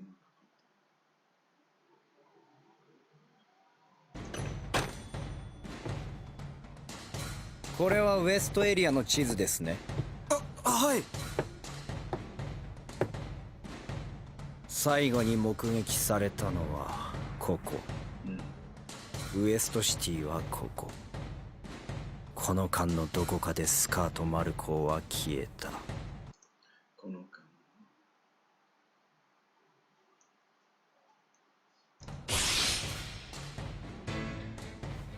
カーブでは速度をかなり落としますね。飛び降りることは可能ですか？できなくはないでしょうが、とても危険です。そうですか。さて、飛び降りてどっちへ逃げたんでしょうね。北か南か。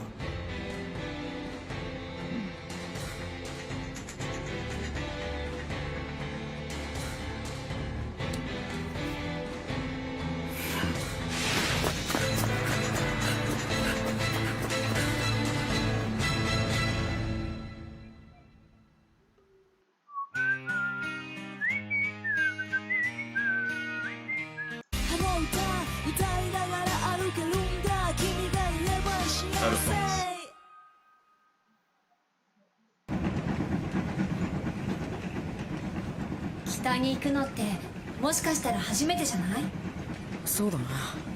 雪見られるかな？雪か。リゼンブールじゃめったに積もらなかったからな。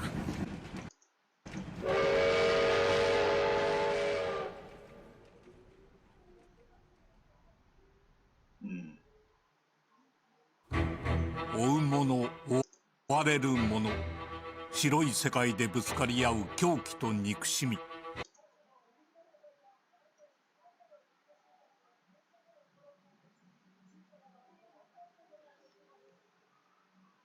ぶつかり合う。It should be like collide into, right? ぶつかり合う。Insanity and suffering. かつてない激闘はかつてない。かつてない。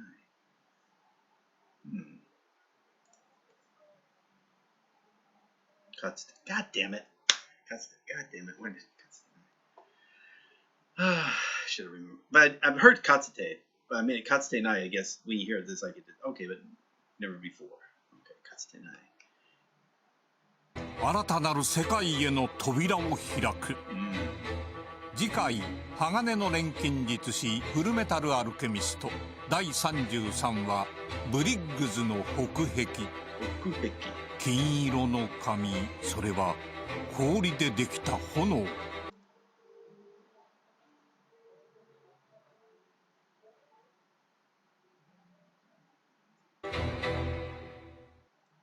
There we go. Cool. Yeah. So the trying to think was the last. Yeah. So these last three stories, I wouldn't say that. I think it was the last three stories have been like really slow, because you kind of had like 2 or 3, maybe even less than that. So maybe the last 4 stories is they're kind of doing a build up. So now they're going to get into starting to show some conflict again. But this basically. It ended with the confrontation with father. That was the ending of the first of the second season, but really continued on. So it took a couple more episodes, like the episode 2 or 3 episodes to finally get that to conclusion. Okay, cool. That concluded. Now they got to move all the pieces around. So that's what was happening in these last 3 episodes have been moving the pieces around, setting up the chessboard again. Okay, one game was completed. Kind of ended in a tie. Cool. All right, let's start changing the game a bit. All right, so Alphonse and we've got hostages. So Mustang has hostages that he's worried about. And he's got Hawkeye is like his main piece, his main play. She's the one he's going to depend on the most time. You got Elric, his pieces. He's got his mechanic, and family, his brother. Someone he can depend on. He kind of depends on the military, but there's reservations there, so I kind of get that. And then you got Scar, who's kind of doing his own thing. He's also a player. He doesn't have any hostages to worry about, but he's got vengeance on his mind. So really, he's still caring about his people, and his people are still around to a small degree.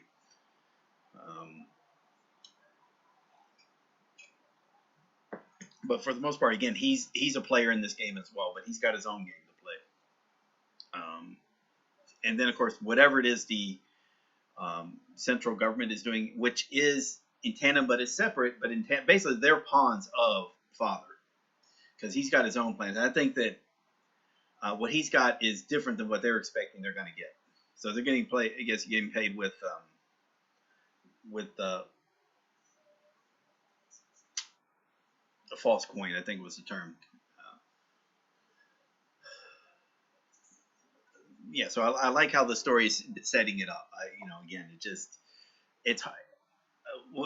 when I was first watching this, it was like really hard to keep the players straight in a way. But now, again, this is a show I believe that it's much like Attack on Titan. It pays to rewatch. You can get a lot out of rewatching it and enjoy the story more, because now you're noticing all the things that were being put out there in plain sight. Like you're saying right now, you're seeing the rebellion at, I forgot the name of the city, but where the religious fanatics were at. Like that rebellion was one of the setups happening. He went there.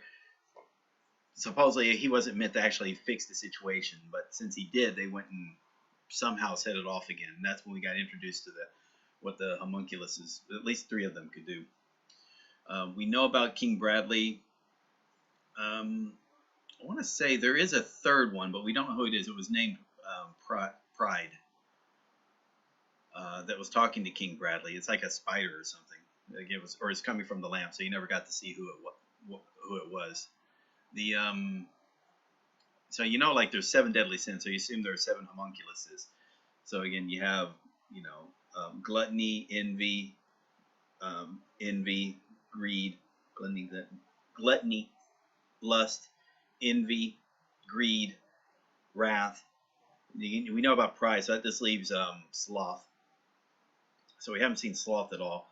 We've only heard pride. So again, hopefully we'll be seeing those 2, figure out who they are, assuming they're following the 7 deadly sins thing.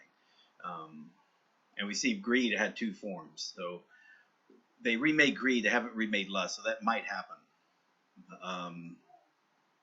Yeah. And it's just interesting. Like I said, this is just a good story. I can see myself rewatching this. Same with Attack on Titan, and it was fun rewatching it. What more can I say? And it's a good story. Is a story you can enjoy 2 or more times. And there's a style of Japanese comedy called rakugo, and I'm sure probably other styles do as well. But rakugo, kind of one of the things about rakugo is that they tell the same joke, like they tell the same story. There's all sorts of stories they tell, but they always are retelling the same story in their own style. So they kind of have a comedic lead into it, then they do the story, which has a kind of like a punchline. And if it's a good story, you can watch the same thing done again, and it's kind of, you get more out of it like a 2nd or 3rd time. Maybe that's a bad example, because it's about experiencing the same thing over and enjoying it. Whereas that one, there are some changes to it.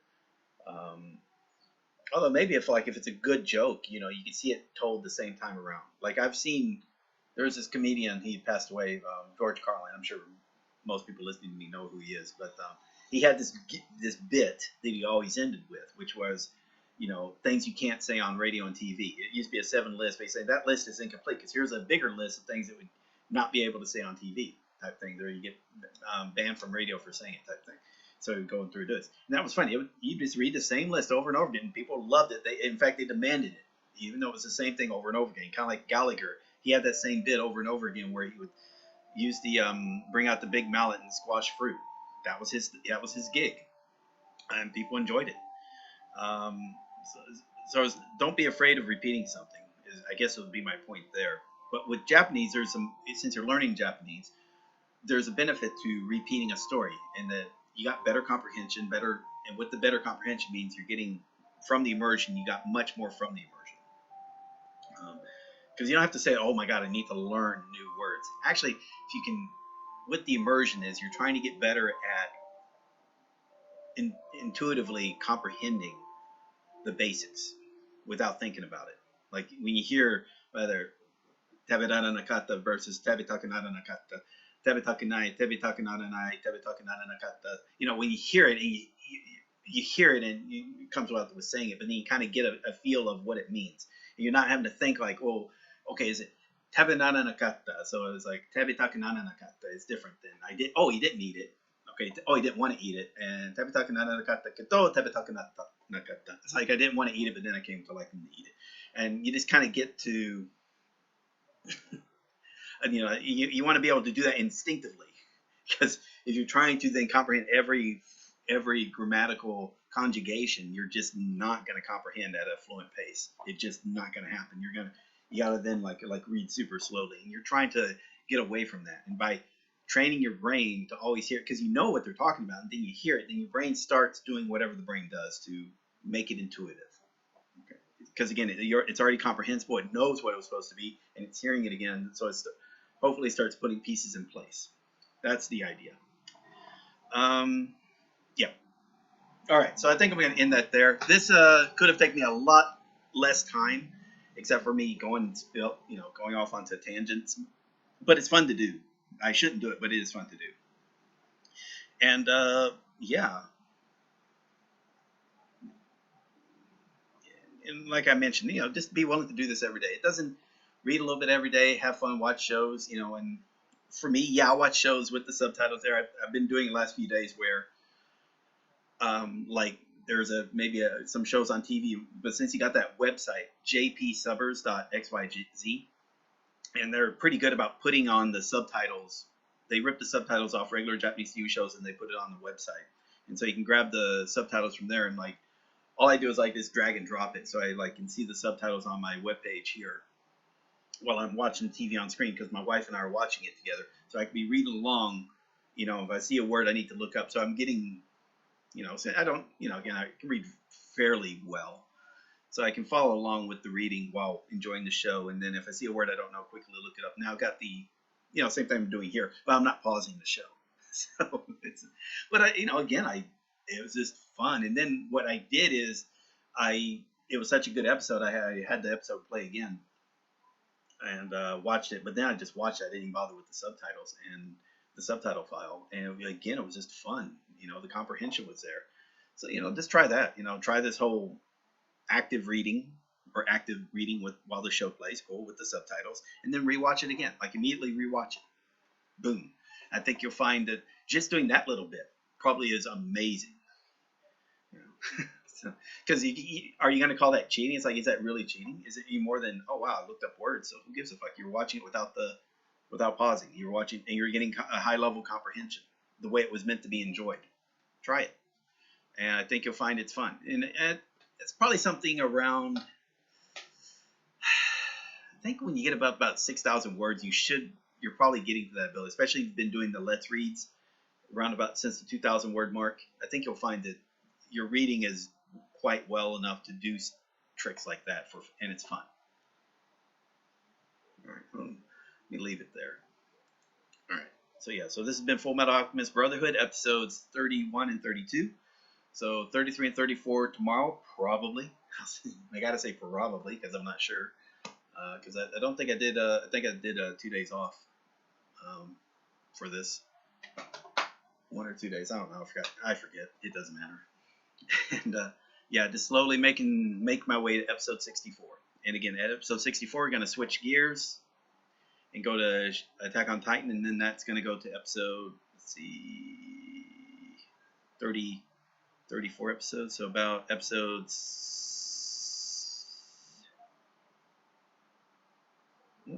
yeah, episode 68 or something. No, it's like 22. Yeah, it is. Oh wow. Huh, 59. Yeah, I want to say episode 59. So a bit less than here. And then, of course, again, there'll be season 4 coming out for Attack on Titan, which I'm going to enjoy, I'm sure. And then, of course, again, I've got to figure out which dramas I want to play. I'm still thinking the very first one, though, is the first 2 seasons of of Terrace House, just for fun, because again, I've heard good things. And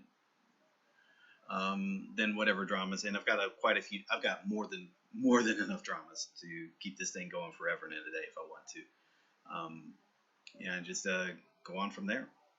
All right, with that said, this has been Nuke Marine. See you when I see you. Thanks for watching. In fact, let me write that down. Thanks for watching.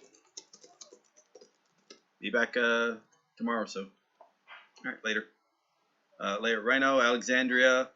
Yeah, Rhino and Alexandria are the only two that were commenting today. And everyone else who was watching. All right, bye-bye.